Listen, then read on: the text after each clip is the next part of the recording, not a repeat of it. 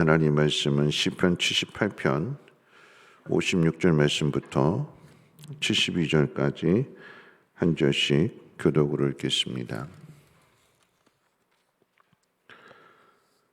시편 78편 56절부터 72절까지 한 절씩 교독으로 읽겠습니다. 그러나 그들은 지존하신 하나님을 시험하고 반항하여 그의 명령을 지키지 아니하며 그들의 조상들 같이 배반하고 거짓을 행하여 속이는 활같이 빗나가서 자기 산당들로 그의 노여움을 일으키며 그들의 조각한 우상들로 그를 진노하게 하였으며 하나님이 들으시고 분내어 이스라엘을 크게 미워하사 사람 가운데 세우신 장막 곧 실로의 성막을 떠나시고 그가 그의 능력을 포로에게 넘겨주시며 그의 영광을 대적의 손에 붙이시고 그가 그의 소유 때문에 분내사 그의 백성을 칼에 넘기셨으니 그들의 청년은 불에 살라지고 그들의 처녀들은 혼인 노래를 들을 수 없었으며 그들의 제사장들은 칼에 엎드러지고 그들의 과부들은 애곡도 하지 못하였도다. 그때 주께서 잠에서 깨어난 것처럼 포도주를 마시고 고함치는 용사처럼 일어나사 그의 대적들을 쳐 물리쳐서 영원히 그들에게 욕되게 하셨도다.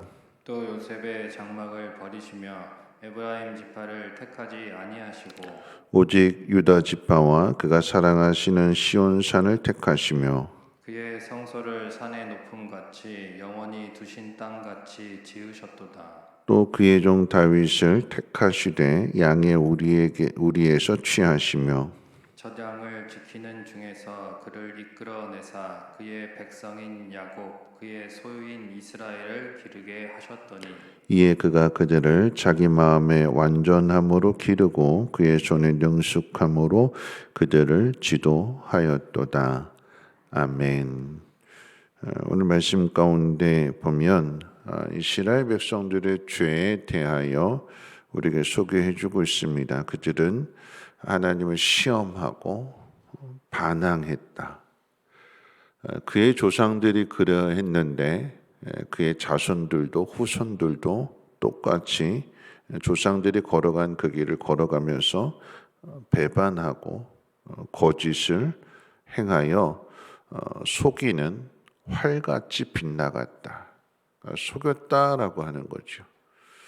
하나님 사랑한다 그러면서 실제 그 마음은 세상으로 더 향하여지는 하나님을 그래서 배반하는 활같이 빗나갔다. 여러분 활이라고 하는 것은 화살을 쐈을 때에 목표 관역을 향해서 날아가서 명중이 돼야 되는데 그 관역에서 빗나가는 그러니까 하나님께서 작정하시고 하나님께서 이끌어 가시는 대로 나가지 않고 삐뚤어지는 그게 죄가 되는 거죠.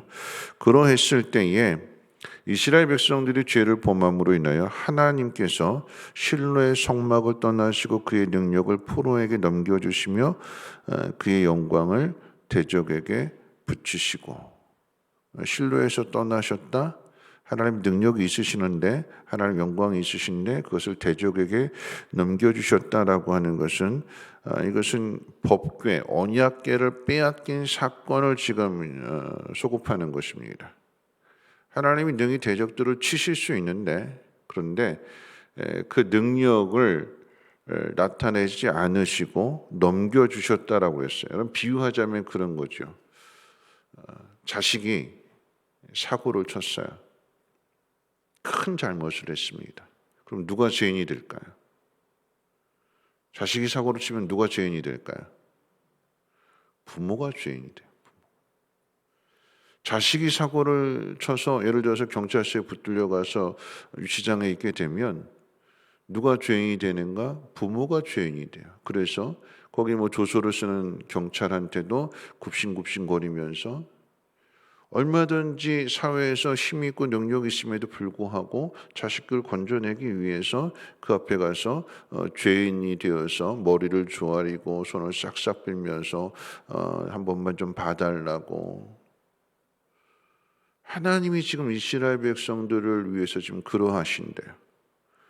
대적들을 치시고 이스라엘 백성들을 건져내시는 것이 아니라, 그러면 공의로우신 하나님이 아닌 거죠.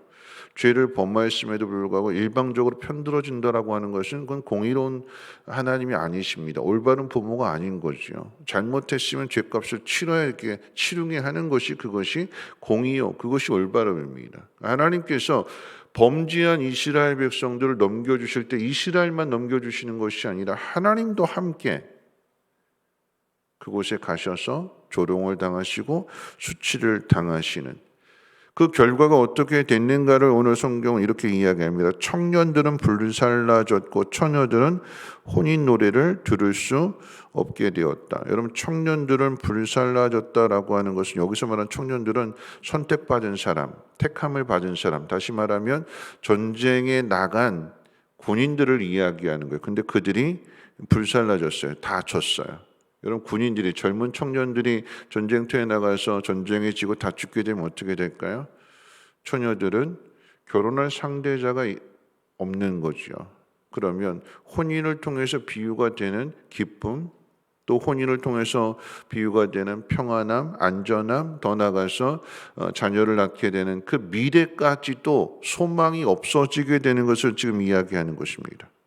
그 다음에 제사장은 칼에 엎드려졌고 그들의 과부는 애곡도 못하였다. 여러분, 이 제사장과 과부를 지금 대꾸법을 통해 가지고 지금 이렇게 말씀하는 것은, 제사장의 의미는 마지막 의지할 수 있는 최후의 보루가 되는 거예요.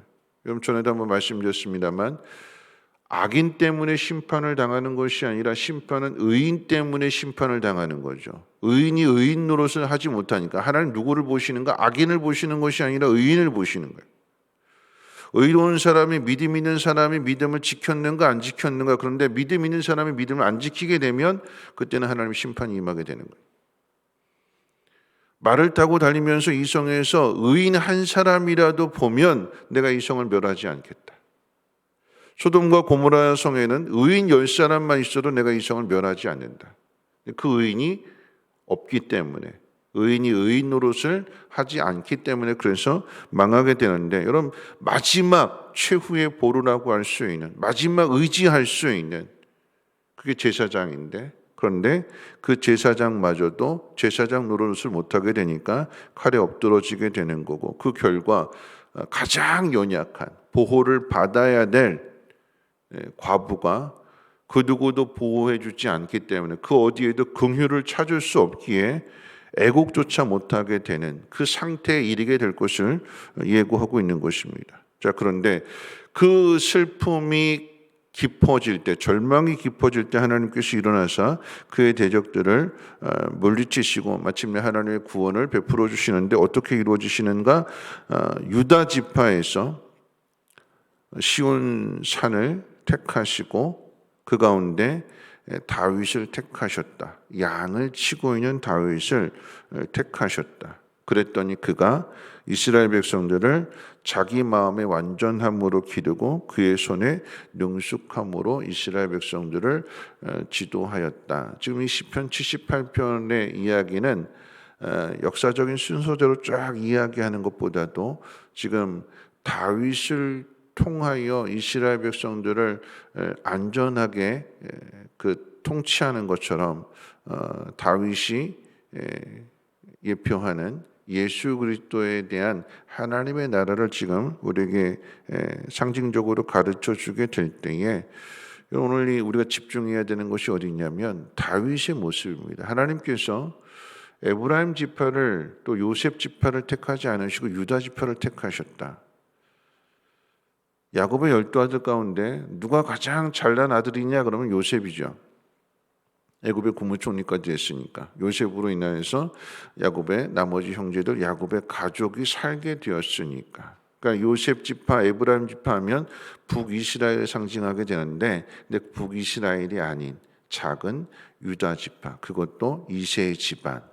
그 이새의 집안에서도 더 깊이 들어가 보면 가장 작은 막내 아들, 집안에 초대받지 못하고 들에서 양을 치고 있는 그 가장 작은 다윗을 하나님이 택하셨는데, 그 하나님이 택하신 그 이유는 두 가지입니다. 첫 번째, 마음의 완전함이라고 그랬어요. 마음의 완전함.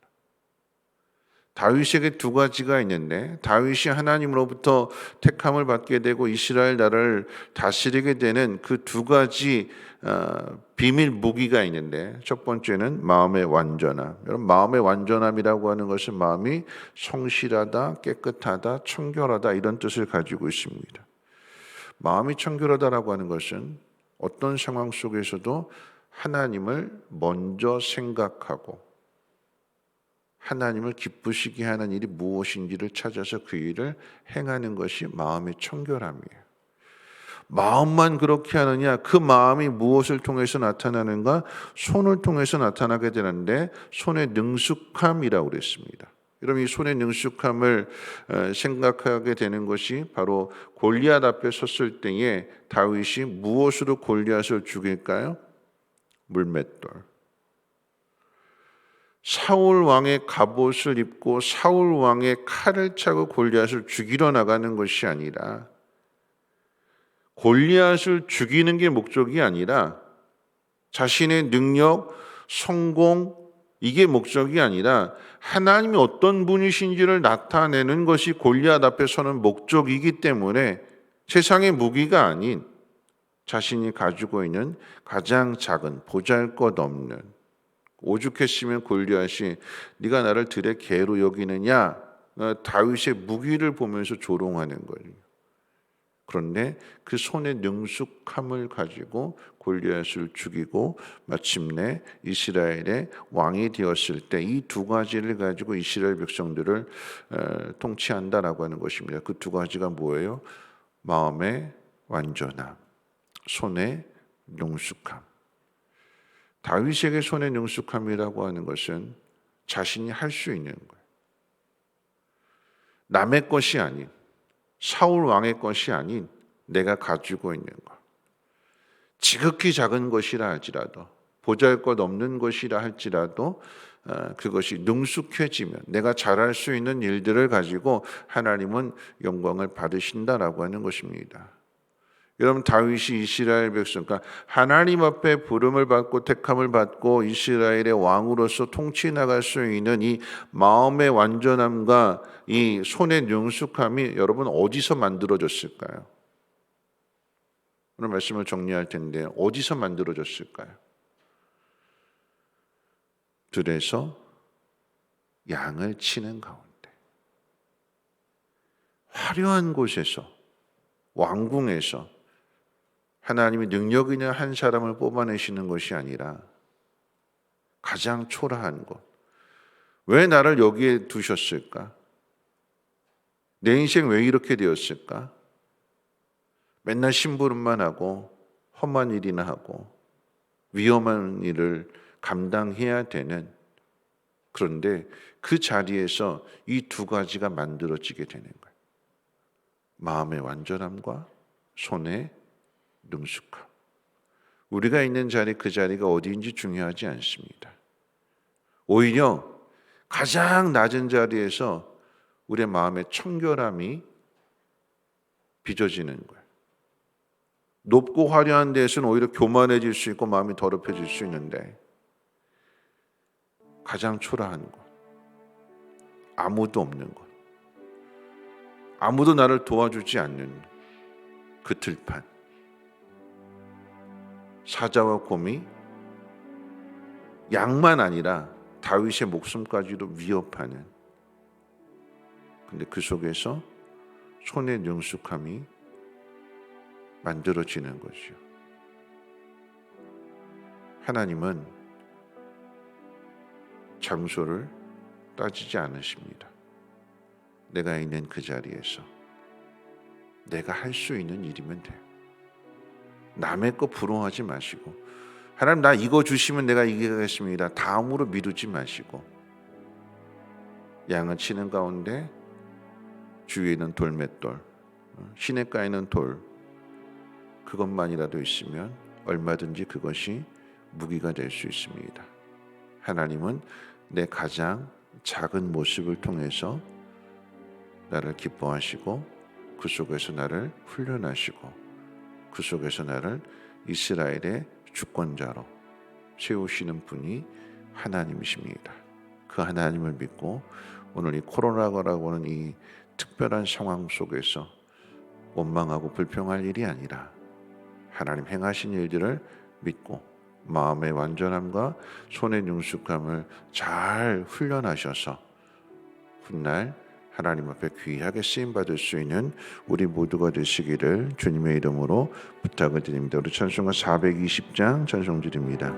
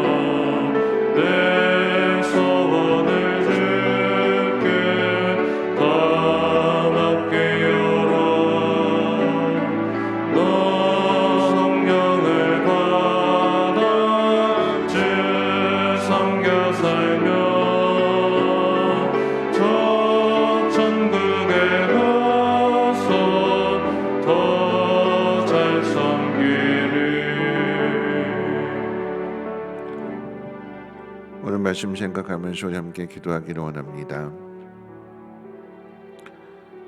원망하고 불평하는 일이 아니라 들에서 양을 치고 험한 일을 하고 위험한 일을 아버지로부터도 인정받지 못하는 그런 모습이라고 할지라도 근데 그 속에서 어떻게 행하느냐에 따라서 결과는 달라지는 거죠. 다윗은 그 속에서 마음의 완전함과 손의 능숙함을 키웠더니 훈련했더니 그랬더니 훗날 골리앗 앞으로 하나님께서 불러내시는 것이고 그리고는 그 믿음을 드러낸 다윗을 이스라엘의 주권자로 왕으로 하나님 세우시는 것입니다. 내게 주어진 그 자리에서 하나님을 기뻐하시는 것이 무엇인가 하나님을 먼저 생각하고 내가 잘할 수 있는 그 일들부터 남을 부러워하지 말고 다음으로 미루지 말고 오늘 내가 할 수 있는 그 일 내가 하나님을 기쁘시게 하겠습니다. 기도하고 성경 보고 하나님 말씀대로 순종하겠습니다. 우리 함께 통성으로 하나님 앞에 기도합니다. 거룩하신 하나님, 오늘도 하나님 귀한 전으로 발걸음 인도해 주시고 주님 말씀 듣게 해주시면 감사합니다. 하나님, 세상의 소망이 사라질 그곳 하나님과 하나님 앞에 범죄함으로 인하여 우리 앞에 큰 재앙과 또 그 형벌이 주어졌을 때 하나님 그 속에서 누군가는 일어나야 될 것입니다. 하나님 누군가는 하나님을 기쁘시게 하는 삶을 살아가야 될 것입니다. 하나님 다윗이 그랬습니다.